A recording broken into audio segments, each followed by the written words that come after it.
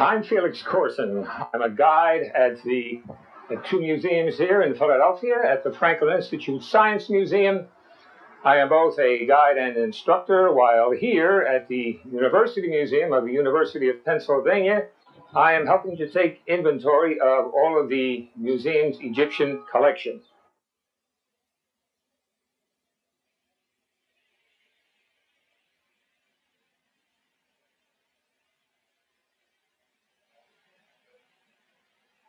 On my very first day here, I helped to lift out a 2,700-year-old mummy from its coffin. I guess that's the day that I also got hooked on mummies. How did mummies get to be that way? Well, I guess I'm like everybody else, and I've often wondered about that. And to get the answer, I guess it's best to turn to an expert, somebody who has really dug up mummies, Dr. David O'Connor, who is curator of the Egyptian section here at the University of Pennsylvania Museum. Dr. O'Connor, just what is mummification? Well, mummification is a term that's applied to usually the techniques for artificially preserving bodies that were used by the ancient Egyptians. In fact, there were other cultures that artificially preserved bodies to some extent. And you do get a number of bodies which have been naturally mummified because they've been in very dry or very cold conditions. But normally the word mummy refers to these artificially preserved ancient Egyptian bodies. Mm-hmm. Well, when did mummification begin in Egypt? It's a bit difficult at the moment to pinpoint the exact stage. We really don't have all the information we would like. What we do see are three stages in the evolution of mummification. In the prehistoric period in Egypt, from about 4,000 to 3,000 BC, we have found quite a number of prehistoric burials which are very well preserved. But that's natural mummification. That's because they were in shallow graves in the desert, and the heat dried them up before the processes of decay really set in and destroyed the skin and the tissue and so forth. But already we know the Egyptians were very concerned about the afterlife because they put gifts in with these prehistoric bodies and they wrapped them in leather or linen. And then in early historic times, around about 3000 to 2500 BC, we see them deliberately trying to preserve the shape of the body, not by mummification, but by carefully wrapping the body so that all its limbs and features are shown by the wrappings themselves, very elaborate linen wrappings. And in fact, we have here a slide. This particular body is lying on its side. The left arm is resting on the bent knees, and they are still in a comparatively good state of preservation, and you will see that even the fingers of the hand have all been individually wrapped to retain as much of the human shape as possible.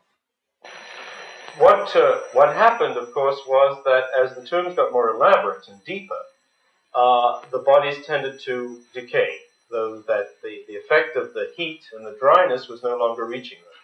So that seems to have stimulated first the effort to wrap the mummy so it looked human, and then finally, around about 2500 BC, we get real mummification coming in with a technique developed whereby the internal organs were removed from the body, and then the internal organs and the body itself were desiccated by the use of a naturally occurring chemical which we call natron.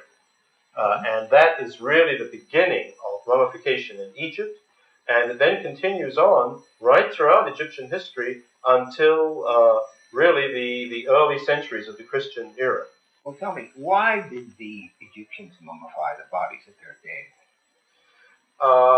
That is, again, a difficult question. You keep asking very difficult questions, Felix. That's a very difficult question again to answer. But obviously, the basic reasons are religious. We know a lot about ancient Egyptian funerary religion because so much textual and artistic material has survived about it. And from that, we can see that there seem to be two main points underlying the Egyptian practice of mummifying their dead. One was that the afterlife was considered to a large degree as very much a replica of life as it was lived on Earth. And you can see this very clearly in the funerary art, where you see people having banquets in the afterlife, plowing the fields in the afterlife. This, for example, is a slide that shows such an act going on.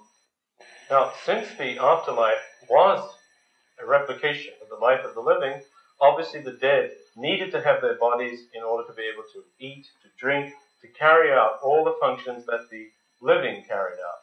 So this was clearly one reason why mummification was so important to the ancient Egyptians. But that is not the only reason, because we have to realize that the dead were not simply human beings carrying on their ordinary human activities in some other sphere of existence. Death was a period of transition, and the dead person was transformed into what the Egyptians called an ark, a glorified being. And this meant that that dead Egyptian now shared the magic powers of the gods that would enable him to live forever in the afterlife, and that would enable him to have protection against the various dangers that also existed in the afterlife and could lead to the destruction of the dead if they didn't have that protection. So it's important to realize that mummification is not just a technique for preserving the body, it's also a ritual. And that's why the last stages of mummification were carried out by priests who wrapped the body, carried out rituals upon it, placed amulets on it, and who actually impersonated the great funerary god, Anubis, the jackal god. If you look at this slide here, you'll see, in fact, a funerary priest as Anubis carrying out the mummification. So by these ritual means, mummification transformed the dead into almost a kind of cult statue of a human being. And that was the emphasis that was given also to the wrappings and putting a mask that represented an idealized version of the mummy over its wrapped up head, and even the coffins themselves carried out this same message, that this was a human being who had been transformed into something else. So making the body permanent had that implication as well, that the body was going to last forever like a kind of cult statue of the deceased.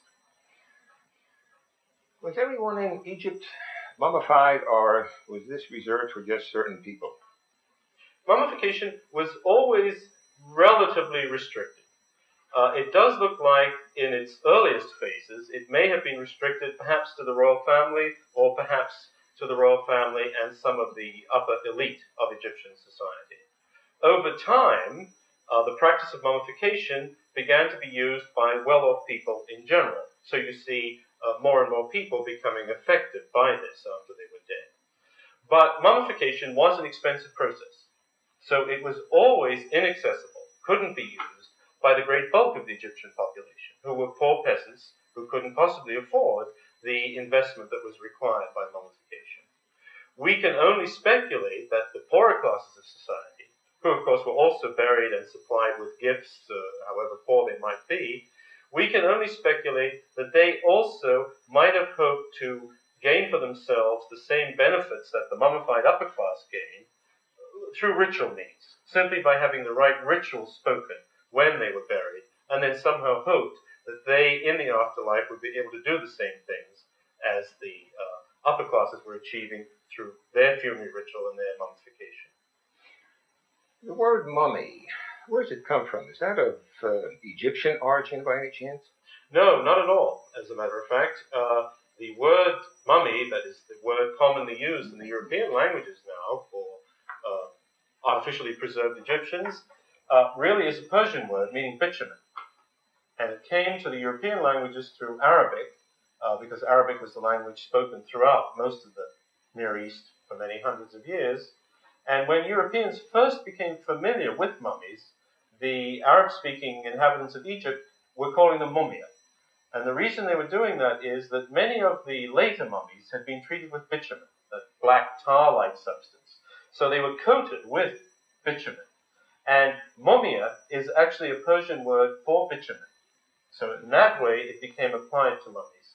Europeans were interested in mummies at this time, around about the 16th to 17th centuries, for a very strange reason, and that was that powdered mummy had become a valued ingredient in medical recipes, so that there was quite a brisk trade in mummies that were shipped from Egypt over to Europe, and they were pounded up there by apothecaries and incorporated into medicines. The Egyptian word for mummy is quite different. It's a word that goes sa, is the way the Egyptians pronounced it, roughly. And that is the word for mummy, and it was just one of a whole series of aspects that the dead had. They were a mummy, a sa, they were also a ka, the spirit that inhabited the statues in the offering chamber and accepted food for the dead, and they could also take the form of a ba, a winged bird, a human-headed winged bird that could fly out of the tomb in the daytime and visit the world of the living again. And they took this very seriously, as you can see from this slide here, which actually shows you two bars, two winged versions of the Egyptian soul. Dr. O'Connor, why did Egyptians make little models of their mummies and bury them with their dead? You mean the thing that we call the Shabti or the Ushabti? Yes. There were several reasons for that. As a matter of fact, Ushabtis are very interesting in what they tell us about Egyptian ideas about the funerary, the life after death. And maybe if we look at a few, I can explain to you better how these Shabtis related to their beliefs. We have here two trays which are full of Shabtis, and we might just pick out one or two typical ones. This is, you want to come over and have a closer look at this? This is quite a good example of one of the earlier types of Shabtis. And as you can see, it represents the deceased person as a mummy in the form of a small statuette that may be made of stone, as it is in this case, or wood, or faience, with a glass-like material that the Egyptians used.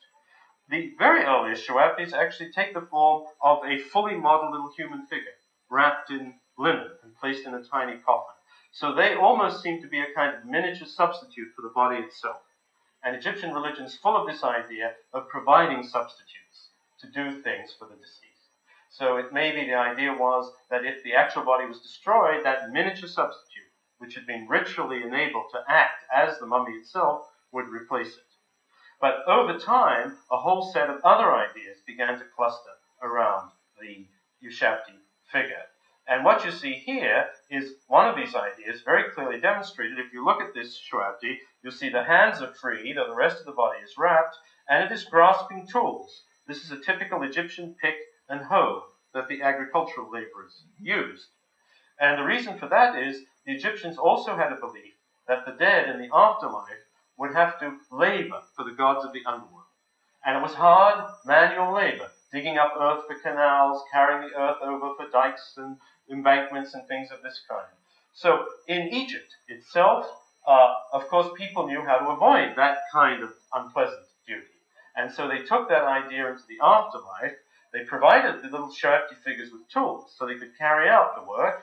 And then very often they had inscribed on them a text, and I'll show you one that has actually got such a text on it. If you look at this one, you'll see again the tools, but you'll see these lines of writing on it. And the text says, O Shabti, when so-and-so is called to carry out heavy labor for the gods in the afterlife, you will answer for him and carry out the labor in his place. So it still represents the deceased, but it's also become a servant substitute who does the dirty work for him. This led to a couple of other interesting developments. One was that you begin to get Shabtis who appear not as mummies, but actually in the dress of daily life, the kilt and the blouse that the upper-class Egyptians wore. And this was to distinguish the high-ranking person in the tomb from all the little servant Shabtis that they were now placing in it, although they all represented him in the end. But you had to have a social ordering in the tomb just as you did have in life.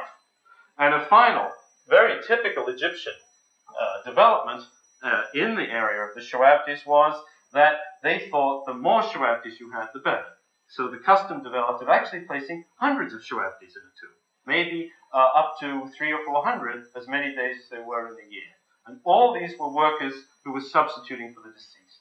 But when you have that many workers, any good Egyptian knew that you had to have overseers to make sure they worked. So you begin to find these other little figures appearing, which are in daily dress and represent the deceased, and each one carries a whip, because each one is an overseer Shabti to make sure the other Shabtis do their work properly. Did they bury any other artifacts or gifts with their mummies? Oh yes, a great deal. The kind of funerary gifts that you find with mummies are, in many cases, simply designed to be used. foodstuffs, containers, furniture, clothing. These are things that the deceased is actually going to use in the afterlife. But many of the other funerary artifacts are designed especially for the tomb. They are designed to help the deceased in a special way in the afterlife, and they are often very closely connected to the mummy in one way or another. One set of artifacts, which is very typical and which is very closely linked to the mummy and to the technology of mummification, are the so-called canopic jars. And maybe we should take a look at 2 or 3 of those. These are jars made of stone or some other material, and many of them are actually hollow, as you can see here. Yeah. And what happened was that when the body was mummified and the internal organs were removed and separately preserved, they were not placed back in the body, at least in many periods of Egyptian history, they were not placed back in the body, other times they were. They were placed in these jars. And then for each jar there was a lid, which was put on it and sealed down, and these were placed in the tomb with the body. So the internal organs had, as it were, their own little kind of mummy-form jars that held them. Originally, these jars were thought of as representing the deceased. So at one period in Egyptian history, they all have human heads, which are portraits of the deceased. But later on, each jar has the head that represents one of the 4 sons of Horus who protected the various internal organs in the afterlife. One of them was in the form of a baboon, as you see here. Another one was in the form of a hawk, so you also get hawk-headed lids for canopic jars. One of the other sons of Horus had a human head, and so you get canopic jars that have human heads. And the 4th was a jackal, like Anubis, who we saw on that slide a while ago. Another very significant funerary artifact is the heart scarab, which again is very closely linked with the mummy, because the Egyptians did not take the heart out of the mummy. They took the other internal organs out, but not the heart. The heart stayed in the mummy. And the reason for this is that the heart was the seat of intelligence in Egyptian thinking, not the mind, the heart. And when the deceased entered the afterlife, the first and most important thing that was going to happen to him was he was going to be judged before Osiris, the ruler of the dead. And what happened, you can see in this particular slide here. So you can see why the heart was so important to the Egyptians. And the heart scarab is actually in the form of a beetle. So the scarab beetle, which is very common in Egypt, is something that the Egyptians used a great deal in their art. In this particular case, the scarab beetle represents a form of the sun god, who was sometimes thought of in this beetle shape. But this particular kind, made in this particular green stone and of this rather large size, was actually placed on the chest of the mummy, right where the heart was underneath. And on the other side, there is a text, which is a spell, which is designed to prevent the heart from testifying against the deceased in the afterlife. So the heart scarab is another very important artifact that was frequently put in the tombs with the dead.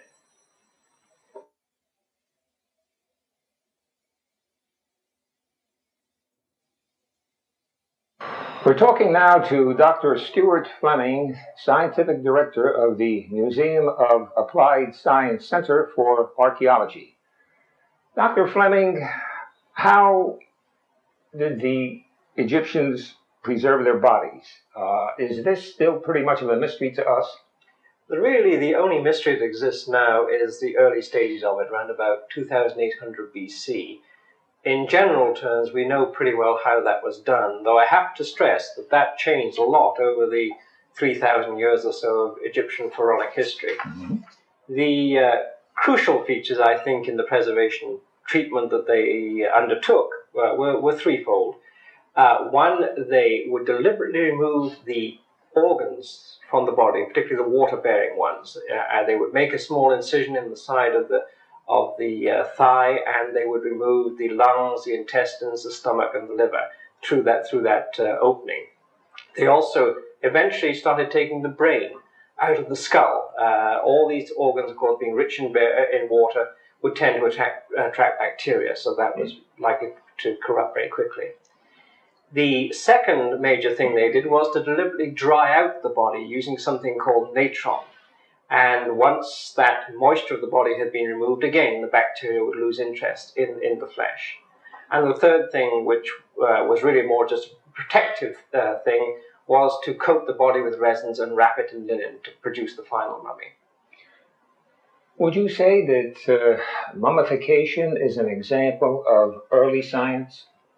Certainly, and very good empirical science, in the sense that whilst they don't know what we know now, that all about these bacteria and microflora that would cause the corruption of the body after death, they seem to become aware of it by practical means and undertook action to prevent it and therefore preserve the body.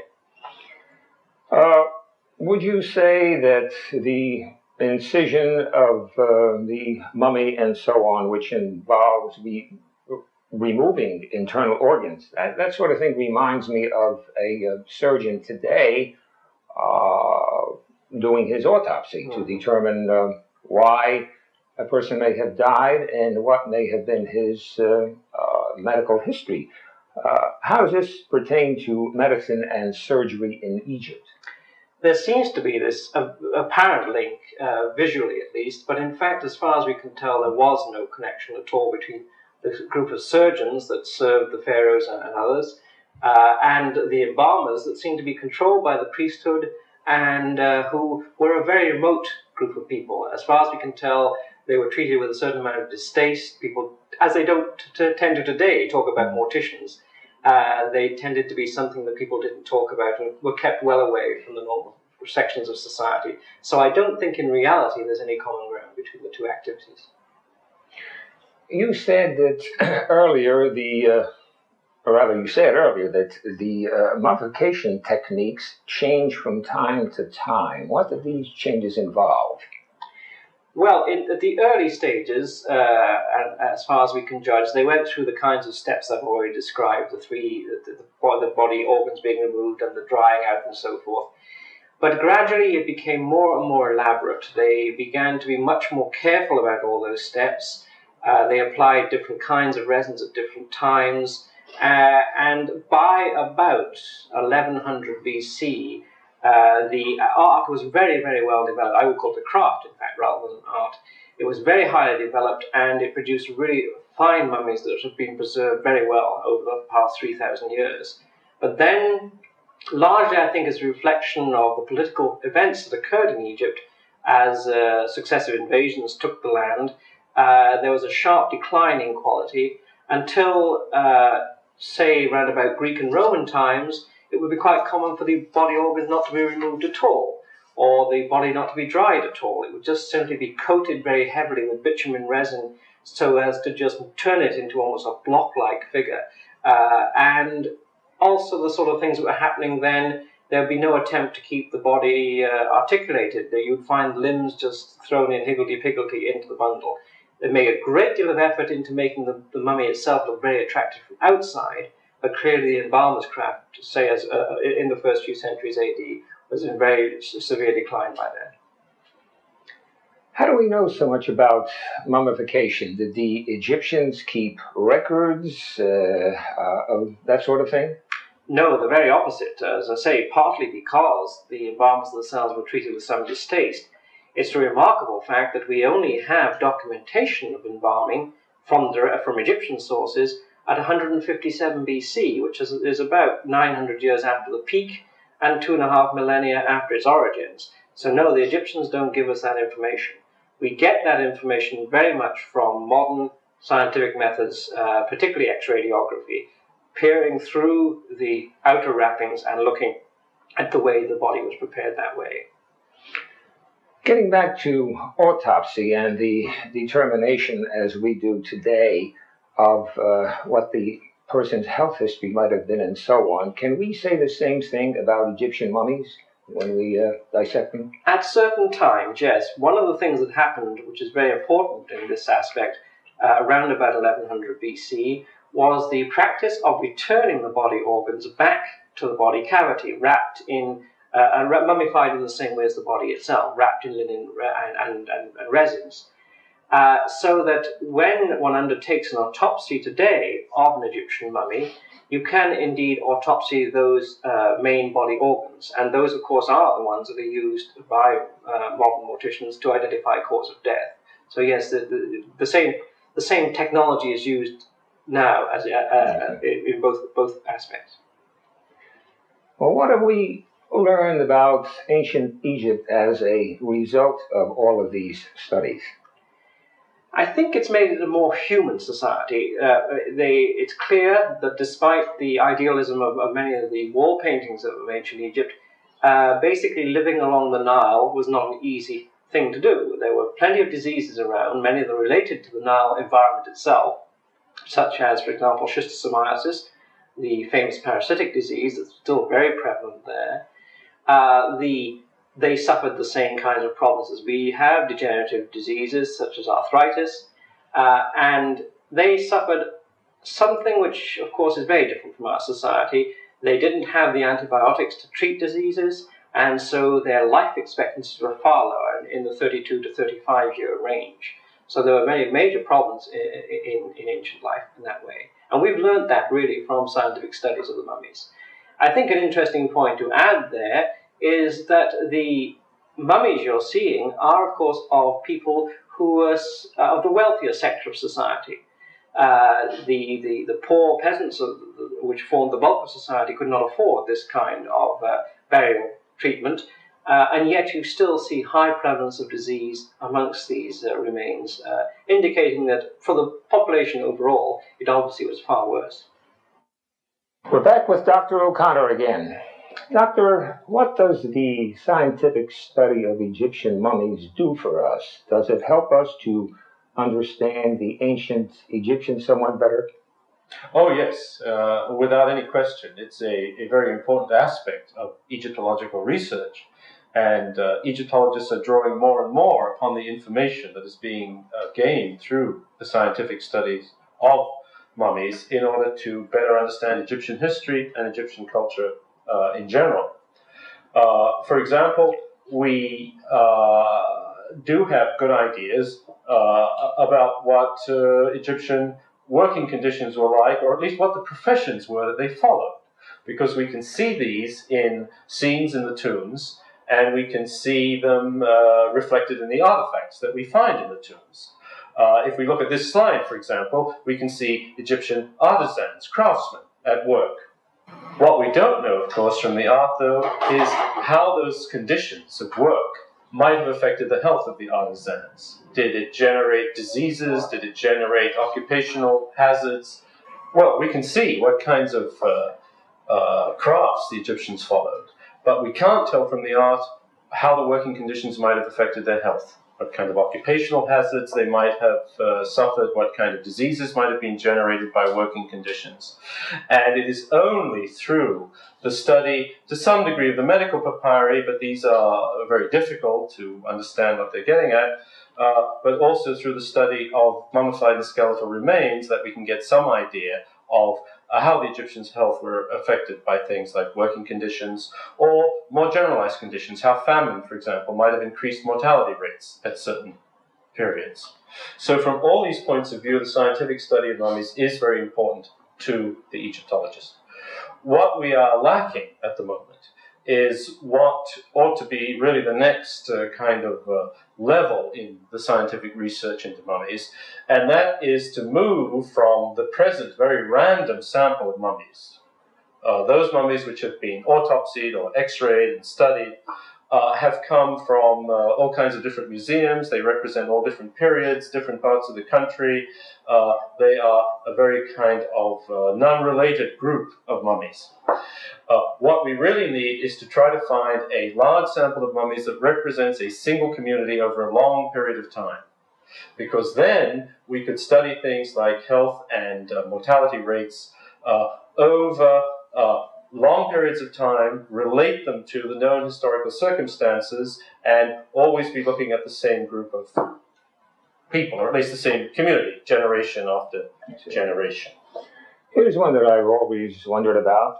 Are there any more mummies to be discovered? Yes, it's a great many. You may not think so when you look around the collection and see a lot of mummies or you read books about mummies, but in fact, there are many sites, cemetery sites in Egypt which remain to be excavated, and one can be sure that a great many more mummies will appear as the result of excavation in the coming years. One very important point, by the way, is that the Egyptian government itself, who gives the permits for people to excavate in Egypt, is very sympathetic to the study, the scientific study of ancient Egyptian mummies, so long as it is carried out in a scientific spirit and without any kind of sensationalism. So I would imagine that the scientific study of mummies is going to continue to be an important field for quite a long time in the future.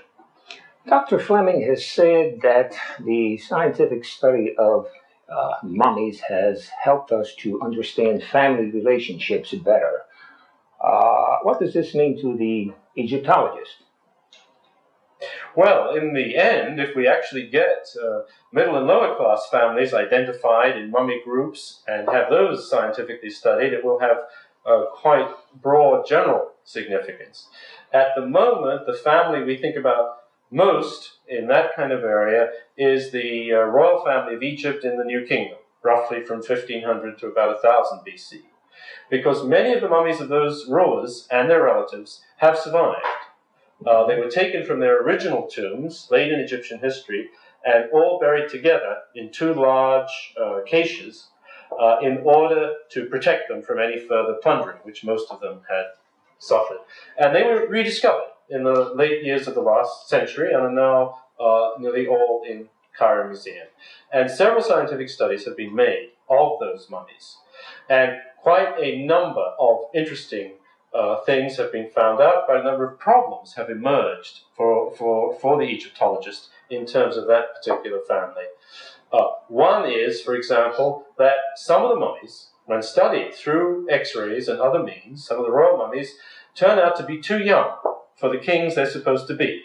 We know the ages, the approximate ages of certain kings through historical records, and then some of the kings who are supposed to be these kings turn out to be too young to be the kings.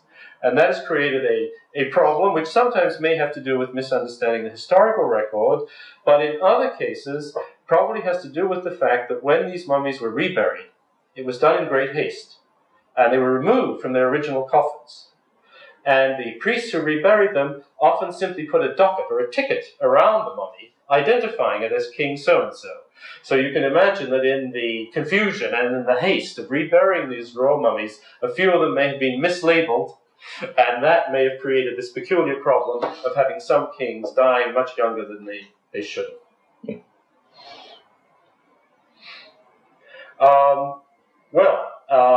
I've had an interesting time talking to Felix about ancient Egypt and its mummies, but I think we should remind the people who will see this film that to get a good picture of ancient Egypt in general, the whole culture, in Philadelphia, you should come to the University Museum, where there are several galleries dedicated not only to mummies and ancient Egyptian religion, but to all aspects of Egyptian life and culture.